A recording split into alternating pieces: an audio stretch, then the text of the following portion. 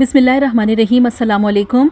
हम हाउसवाइफ्स को daily routine के काम करते हुए बहुत सी प्रॉब्लम्स का सामना करना पड़ता है, लेकिन अगर हम कुछ सिंपल से हैक्स को अपनी ज़िंदगी में ऐड कर लें तो हम उन प्रॉब्लम्स को बहुत आसानी से सॉल्व कर सकते हैं।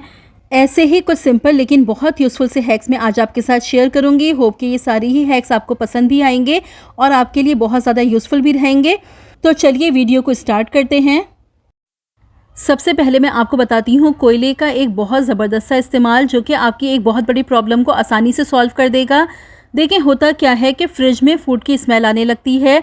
हम बहुत सी चीज़ें ट्राई करते हैं लेकिन वो स्मेल नहीं जाती। तो अब आपको बिल्कुल भी परेशान होने की ज़रूरत नहीं है। बस आपने क्या करना है, आपने एक कोयले का पीस लेना है। इस तरह से किसी भी कटोरी में आप रख लीजिए और इस कटोरी को आप फ्रिज में रख दीजिए। बस 1 से 1.5 घंटे के लिए आप इसको फ्रिज में रख दीजिए। जितनी भी फूड की स्मेल होगी वो कोयला एब्जॉर्ब कर लेगा और ये प्रॉब्लम आपकी आसानी से सॉल्व हो जाएगी। बस सिर्फ एक कोयले की मदद से आप अपनी इस प्रॉब्लम को बहुत आसानी से सॉल्व कर सकते हैं। अक्सर ऐसा होता है कि जिन घरों में छोटे बच्चे हों तो वो दीवारों पर लिपस्टिक के या क्रेयॉन के निशान लगा देते हैं। तो अब आपको बिल्कुल भी पैनिक नहीं करना है, ना ही आपको बच्चों को बिल्कुल भी डांटना है, क्योंकि ये प्रॉब्लम आपकी मिनटों में सॉल्व हो जाएगी। बस सिर्फ आपको क्या करना है, जिस जगह भी लिपस्टिक के या क्रेयॉन का मार्क हो आप उस जगह पर बिल्कुल थोड़ा सा टूथपेस्ट लगा दीजिए। जो भी टूथपेस्ट आपके पास मौजूद हो आप उसका इस्तेमाल कर लीजिए और फिर फिंगर की मदद से हल्के हल्के आप उसको रब कीजिए। क्रेयॉन के मार्क हो या लिपस्टिक के निशान हो बड़ी ही आसानी से मिनटों में गायब हो जाएंगे। बस देखिए, मैं बिल्कुल हल्के हल्के फिंगर से इसको रब कर रही हूँ और जो निशान है वो आसानी से निकल रहा है। उसके बाद आप कोई कपड़ा ले लीजिए, हल्का सा उसको गीला कर लीजिए या आप चाहें तो कोई फोम ले लीजिए, स्कॉच ब्राइट ले लीजिए और उससे आप इसको साफ़ कर लीजिए। तो ये निशान आपका मिनटों में साफ़ हो जाएगा और ये प्रॉब्लम आपकी आसानी से सॉल्व हो जाएगी। ये जो जॉगर्स होते हैं ये नीचे से बहुत ज़्यादा ख़राब हो जाते हैं, बहुत ज़्यादा इनमें डस्ट जमा हो जाती है और ये फिर देखने में बहुत ज़्यादा बुरे लगने लगते हैं। तो बस इनको साफ़ करने का एक बड़ा ज़बरदस्त तरीका बता रही हूँ और बहुत सिंपल है। कोई आपको ज़्यादा चीज़ें नहीं चाहिए, आपको सिर्फ एक चीज़ चाहिए और वो है टूथपेस्ट। जो भी टूथपेस्ट आप यूज़ करते हो वो आप यहाँ पर अप्लाई कर लीजिए। उसके बाद आप ले लीजिए टूथब्रश, इसको थोड़ा सा गीला करके आप रब कीजिए, अच्छी तरह से आप इसको रब कीजिए। उसके बाद आप कोई गीला कपड़ा ले लीजिए या आप कोई फोम ले लीजिए और उससे आप अपने शूज़ को साफ़ कर लीजिए। और ये देखिए ये कितना ज़्यादा क्लीन हो गया है। आप ऊपर देखिए, ऊपर अभी मैंने साफ़ नहीं किया है तो दोनों का डिफरेंस बिल्कुल साफ़ नज़र आ रहा है। तो आपको कोई बेकिंग सोडा और किसी किस्म की और कोई चीज़ यूज़ करने की ज़रूरत नहीं है।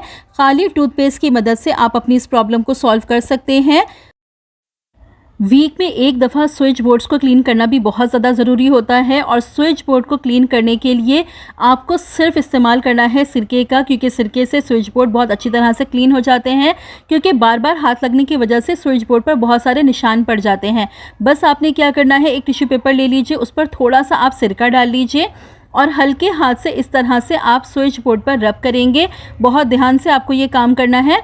तो बस इस तरीके से आप क्लीन करेंगे। स्विच बोर्ड पर जितने भी निशान होंगे वो मिनटों में साफ़ हो जाएंगे और स्विच बोर्ड आपका बिल्कुल चमकने लगेगा। तो ये देखिए, बिल्कुल थोड़ा सा मैंने रब किया है और ये कितनी सारी डस्ट इसमें से निकल के आई है। तो बस जब भी स्विच बोर्ड को साफ़ करना हो आप सिरके का इस्तेमाल करके स्विच बोर्ड्स को अच्छी तरह से क्लीन कर सकते हैं। सिरके का एक ज़बरदस्त सा इस्तेमाल बता रही हूँ। आपको क्या करना है, एक ग्लास में आप थोड़ा सा सिरका ले लीजिए। सिरका डालने के बाद आप अपना टूथब्रश उस ग्लास में डाल के 15 से 20 मिनट के लिए छोड़ दीजिए। देखें, होता क्या है कि रोज़ाना हम टूथब्रश को वॉश करते हैं नॉर्मल पानी से, लेकिन फिर भी टूथब्रश में बहुत सारे जर्म्स, बहुत सारे बैक्टीरिया होते हैं। उन जर्म्स और बैक्टीरियाज़ को मुकम्मल तौर पर ख़त्म करने के लिए आप इस तरीके से सिरके का इस्तेमाल कर सकते हैं। 15 दिन में एक दफ़ा आप अपने टूथब्रश को इस तरीके से सिरके से वॉश कर लीजिए। अच्छा, यहाँ पर आपको एक काम करना है कि एक टाइम में आपने एक ही टूथब्रश डालना है, एक साथ सारे टूथब्रश नहीं डालने हैं। इस तरीके से आपका टूथब्रश अच्छी तरह से क्लीन हो जाएगा, जर्म्स बैक्टीरिया सारे ख़त्म हो जाएंगे, आपकी ओरल हाइजीन मेंटेन रहेगी। तो इस तरीके को 15 दिन में एक दफ़ा आप लाजमी फ़ॉलो कर लिया करें। कैंची में अगर धार कम हो जाए तो बस एक सिंपल सा तरीक़ा आपको फॉलो करना है। कोई भी आप खाली इस तरह की जो दवाओं की स्ट्रिप्स होती हैं हमारी, तो वो ले लीजिए और बस इस तरह से आप कैंची को इन स्ट्रिप्स पर चलाइए। कैंची की धार तेज़ हो जाएगी। बहुत सिंपल तरीक़ा है लेकिन बहुत ज़्यादा इफ़ेक्टिव है। अक्सर कैंचियों की धार कम हो जाती है और हम बाहर जाके धार लगवाते हैं, तो बस घर में इस तरह से इस स्ट्रिप्स पर कैंची चलाएंगे तो धार तेज़ हो जाएगी। नैपकिन्स को फ़ोल्ड करने के 2 तरीक़े मैं आपके साथ शेयर कर रही हूँ, दोनों ही बहुत ज़्यादा यूज़फुल हैं। थोड़ी सी स्पेस में आप बहुत सारे नैपकिन्स ऑर्गेनाइज़ करके रख सकते हैं। देखिए, नैपकिन को ले लीजिए, इस तरह से आपने फ़ोल्ड किया, फिर इस तरह से एक ट्रायंगल की शेप में फ़ोल्ड कर देंगे। अब यहाँ से उठा के मैंने इसको फ़ोल्ड किया, फिर इसको उल्टा कर लेंगे।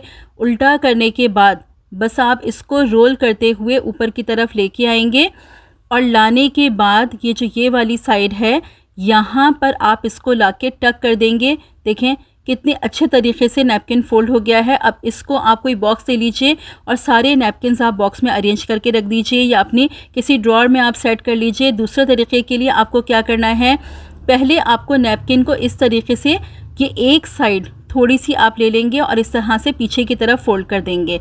अब सिंपल आपको क्या करना है, इन दोनों साइड से आपको नैपकिन को उठा के फ़ोल्ड करना है।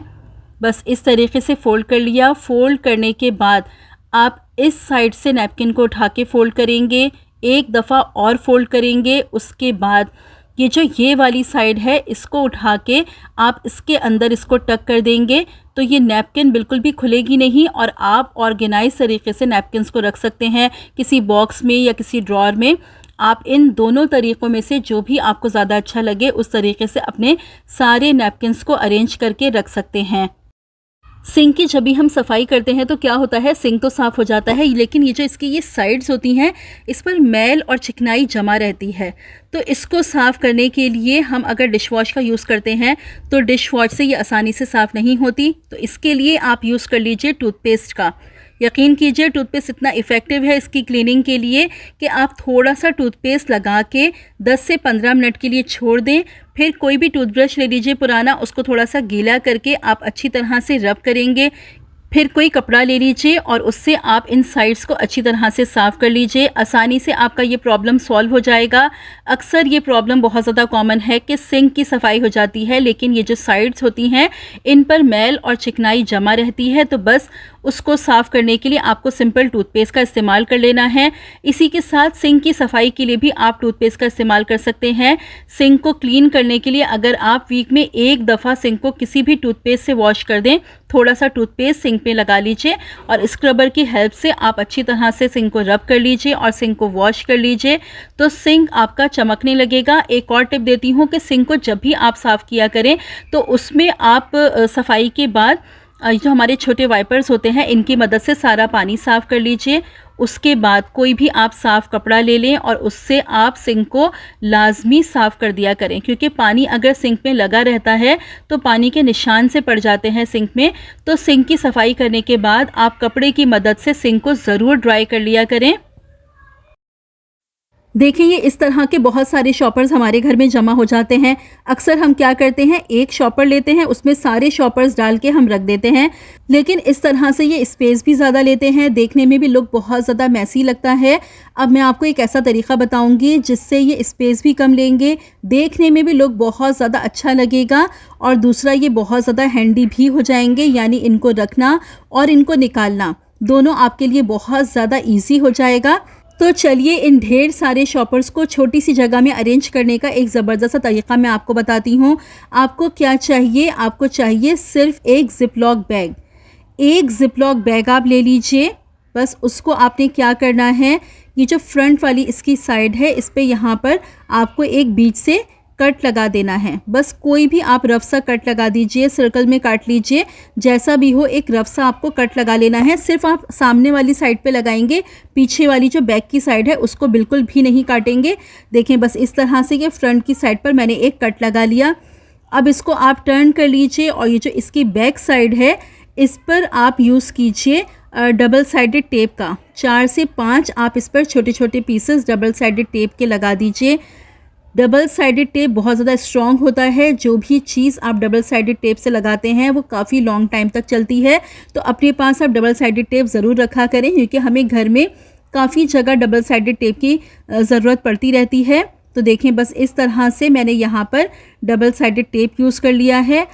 अब आप चाहें तो आप अपने किचन की टाइल्स पर भी इसको लगा सकते हैं, आप चाहें आप किचन की कैबिनेट के अंदर इसको लगा दीजिए, जहाँ भी आपके लिए ज़्यादा आसान हो आप इसको यूज़ कर लीजिए। ये देखिए इस तरह से कैबिनेट के अंदर मैं इसको यूज़ कर रही हूँ। मैंने इस तरह से यहाँ कैबिनेट के अंदर इसको लगा दिया है। अब इसमें जितने भी शॉपर्स आपके पास हों वो आप डाल लीजिए। बस रफली ही आप इसमें शॉपर्स को डाल दीजिए, कोई अरेंज करने की ज़रूरत नहीं है।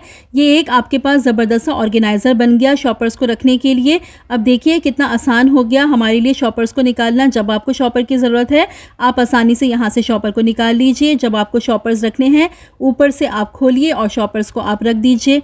बहुत यूज़फुल है, मुझे इतना आसान लगता है। इस तरह से मैं ऑर्गेनाइज़र बना के ज़रूर लगा के रखती हूँ कैबिनेट में, क्योंकि हैं तो ये शॉपर्स लेकिन अगर ये बिखरे हुए रखे रहें तो हमें बहुत ज़्यादा परेशान करते हैं। तो बस इस तरीके से एक ऑर्गेनाइज़र बना के ज़रूर अपने पास लगा के रखें, तो आप देखिएगा आपकी ये प्रॉब्लम बिल्कुल सॉल्व हो जाएगी। अगर ये आपको तरीका पसंद आया है तो जल्दी से वीडियो को लाइक कर दीजिए। देखिए अब एक ज़बरदस्त सा इस्तेमाल बता रही हूँ चाबियों के छल्लों का। आप यकीन कीजिए इतना ज़बरदस्त ये तरीक़ा है। आपने क्या करना है, आप 3 से 4 चाबियों के छल्ले ले लीजिए और स्पेस के हिसाब से आप ज़्यादा भी ले सकते हैं। अभी मैंने यहाँ पर 3 छल्लों का इस्तेमाल किया है। ये जो चाबियों पर छल्ले लगे होते हैं उन छल्लों का आपको इस्तेमाल करना है। बस ये आपने एक रिंग इस तरह से खोला और दूसरे रिंग को आपने इसमें डाल देना है। इसी तरीके से आप तीनों रिंग को एक साथ इस तरीके से डाल देंगे। बस देखिए मैंने ये दूसरा रिंग डाल दिया है। अब इसी तरीके से मैं ये तीसरा रिंग भी इसमें डाल दूंगी और ये हमारे पास एक ज़बरदस्त सा टूल बन जाएगा। इसका यूज़ कहाँ करेंगे, चलिए मैं बताती हूँ। आप इसका इस्तेमाल कर सकते हैं अपने कपड़ों को हैंग करने के लिए। देखिए कपड़े अगर सुखाने हो या कपड़े कबर्ड में रखने हो, दोनों ही तरीक़ों से इन छल्लों का इस्तेमाल किया जा सकता है। और जो बच्चे हॉस्टल में रहते हैं उनके पास तो कपड़े टांगने की बहुत कम जगह होती है, तो वो भी इस तरीके को यूज़ कर सकते हैं। बस एक हैंगर ले लीजिए और ये जो हमने छल्लों का ऑर्गेनाइज़र बनाया है इसको आप इस हैंगर में लगा दीजिए। अब आप अपने जो कपड़े हैं इस तरीके से एक एक करके इन छल्लों में लगा सकते हैं। छोटे घरों में अक्सर कपड़े सुखाने का भी बहुत प्रॉब्लम होता है, तो वो भी इस तरीके को यूज़ कर सकते हैं। कबर्ड्स में भी कम जगहों पर ज़्यादा सारे कपड़े रखने के लिए भी आप इस तरीके का इस्तेमाल कर सकते हैं। देखिए इस तरह से एक छल्ले में मैंने एक हैंगर लगा दिया, दूसरे में दूसरा लगा दिया और तीसरे में मैं तीसरा लगा दूंगी। अगर आपके पास स्पेस है तो आप ज़्यादा छल्लों का इस्तेमाल भी कर सकते हैं। देखिए बस ये इस तरीके से आप अपने कपड़ों को हैंग कर सकते हैं। ये तरीका आपको कैसा लगा कमेंट सेक्शन में ज़रूर बताइएगा। अगर आपको पसंद आया है तो जल्दी से वीडियो को लाइक भी कर दीजिए। आज मैं आपको बेड पर चादर बिछाने के 2 ऐसे तरीके बताऊंगी कि अगर इस तरीके से आप चादर बिछाएंगे तो आपकी बेड की चादर बार बार ख़राब नहीं होगी। क्योंकि होता यह है कि बेड पर हम कितनी भी जमा के चादर बिछा दें, लेकिन जब कोई बैठता है, लेटता है या जिस घर में बच्चे होते हैं वहाँ तो बेड की चादर बार बार ख़राब होती है। क्योंकि बच्चे बेड पर जंप ना करें ऐसा तो हो ही नहीं सकता। बेड की अगर चादर बिखरी रहे तो रूम भी हमारा बिखरा बिखरा सा लगता है। अगर बेड पर चादर बिल्कुल सही तरीके से बिछी हो, बिखरी हुई ना हो, बेड की चादर हर वक्त सिमटी हुई रहे और बार बार आपको बेड की चादर को ठीक ना करना पड़े, तो आप इन 2 तरीक़ों को फॉलो करके अपनी बेड की चादर को बिछा सकते हैं। इन 2 तरीक़ों से आप चादर बिछाएंगे तो आपकी बेड की चादर बिल्कुल भी ख़राब नहीं होगी, सिमटी हुई रहेगी। पहला तरीक़ा तो देखें ये है कि आपने ये चादर का ये वाला कोना पकड़ के इस तरह से ऊपर की तरफ बिछा देना है और जो ये नीचे का हिस्सा है इसको आपको मैट्रेस के अंदर दबा देना है। उसके बाद जो ये ऊपर वाला हिस्सा है इसको बहुत अच्छी तरह से खींच के टाइट करके आप अंदर की तरफ दबा देंगे। इसी तरह से मैट्रेस के नीचे मैं इसको दबा रही हूँ। अब इस तरह से चादर आप बिछाएंगे तो आपकी चादर बहुत ज़्यादा टाइट रहेगी, बार बार आपकी बेड की चादर बिखरेगी नहीं। चारों तरफ से बेड की चादर को आप इसी तरीके से फोल्ड कर लेंगे तो ये बिल्कुल भी हिलेगी नहीं। अब आप बैठे, उठे, लेटे, बेड पर बच्चे कितनी भी जंपे लगाएं आपकी बेड की चादर बिल्कुल अपनी जगह फिक्स रहेगी। तो ये तरीका आपके लिए बहुत ज़्यादा कारआमद रहेगा बेड की चादर को बिछाने का। आप इस तरीके से अपनी बेड की चादर को बिछाइए। एक दफ़ा मैं आपको दोबारा बता रही हूँ। देखिए ये इस तरह से कोना पकड़ के आप ऊपर की तरफ रख देंगे। जो ये नीचे वाली साइड है इसको आप मैट्रेस के नीचे दबा देंगे। उसके बाद जो आपने ऊपर जो कोना बिछाया था उसको आप वापस नीचे लेके आएंगे और मैट्रेस के नीचे दबा देंगे तो ये बेड की चादर बिल्कुल आपकी फिक्स रहेगी अपनी जगह पर। अब बताती हूँ मैं दूसरा तरीका। दूसरा तरीका ये है कि ये जो कोना है इस पर आप इस तरह से गिरा लगा दीजिए। गिरा लगाने के बाद आप इस गिरा को मैट्रेस के नीचे दबा दीजिए। थोड़ा सा मैट्रेस को उठा लीजिए और उठाने के बाद आप गिरा को अच्छी तरह से मैट्रेस के नीचे दबा देंगे और ये जो बेडशीट है इसको भी मैट्रेस के नीचे दबा देंगे। कोशिश कीजिएगा कि गिरा को बहुत अच्छे तरीके से मैट्रेस के नीचे दबा दें। चारों कोनों को इसी तरह से आप गिरा लगा के फिक्स कर लीजिए और बाकी जो बेडशीट है उसको भी आप अंदर दबा दीजिए। इस तरह से भी आप बेडशीट बिछाएंगे तो आपकी बेडशीट बार बार एक जगह जमा नहीं होगी, बिल्कुल भी ख़राब नहीं होगी। आप कितना भी उस पर उठे बैठे लेटें, बच्चे कितनी भी जंपे लगाएं, आपकी बेडशीट बार बार ख़राब नहीं होगी। ये देखें आपके सामने है बेड की चादर कितनी अच्छी तरीके से टाइट हो गई है, बिल्कुल भी अपनी जगह से नहीं हिल रही है। 24 घंटे भी अगर इस तरह से बेड की चादर बिछी रही और बच्चे कितनी भी जंपे लगाएं, आप उठे बैठे, आपकी बेड की चादर बिल्कुल भी एक जगह इकट्ठी नहीं होगी, ना ही ख़राब होगी। तो इन दोनों तरीक़ों में से जो भी तरीक़ा आपको पसंद आए आप उस तरीके से अपनी बेड की चादर को फिक्स कर सकते हैं। अब अगर आप चाहती हैं कि आप अपनी बेड की चादर को अंदर ना डालें बल्कि इस तरह से लटका के रखें, बहुत से लोग ऐसे होते हैं जिनको बेड की चादर अंदर डालना, मैट्रेस के अंदर डालना बिल्कुल अच्छा नहीं लगता, वो बेड की चादर को लटका के रखते हैं। तो लटका के जो लोग रखते हैं उनके लिए एक बड़ा ही ज़बरदस्त सा तरीक़ा बता रही हूँ। इस तरीके से अगर आप चादर को लटकाएंगे तो वो बहुत ज़्यादा खूबसूरत लगेगी। आप क्या करेंगे, आपके पास कोई भी पुरानी चूड़ी पड़ी हो जो आपके इस्तेमाल में ना हो, आप वो ले लीजिए और जिस तरह से मैं ये अंदर की तरफ डाल रही हूँ इस तरीके से डाल दीजिए। ऊपर से कोई रबर बैंड या कोई आपके पास पुराना हेयर बैंड पड़ा हो तो वो आप इसमें इस तरह से फिक्स कर दीजिए। ये देखें, इस तरीके से भी अगर आप अपनी चादर को लटका के रखेंगे तो ये बहुत ज़्यादा खूबसूरत लगेगी देखने में। ये देखें इस तरह से ये कॉर्नर कितना ज़्यादा खूबसूरत लग रहा है। तो अगर आप बेड की चादर को अंदर नहीं दबाना चाहती हैं तो इस तरह से चूड़ी की मदद से आप इस तरह से कॉर्नर को सेट कर दीजिए। तो इस तरीके से आपकी बिछी हुई बेडशीट बहुत ज़्यादा खूबसूरत लगेगी। उम्मीद करती हूँ कि बेडशीट बिछाने की ये तीनों ही तरीके आपको बहुत पसंद आए होंगे। अगर आपको वीडियो पसंद आई है तो वीडियो को लाइक ज़रूर कर दीजिएगा, फ्रेंड्स में, फैमिली में शेयर भी ज़रूर कर दीजिएगा और अगर चैनल पर पहली बार आए हैं तो सब्सक्राइब ज़रूर कर लीजिए और सब्सक्राइब करके बेल नोटिफिकेशन को प्रेस ज़रूर कर लीजिएगा। मिलती हूँ फिर अपनी नेक्स्ट वीडियो में, तब तक के लिए मुझे इजाज़त दीजिए। अपनी दुआओं में याद रखिएगा। अल्लाह हाफ़िज़।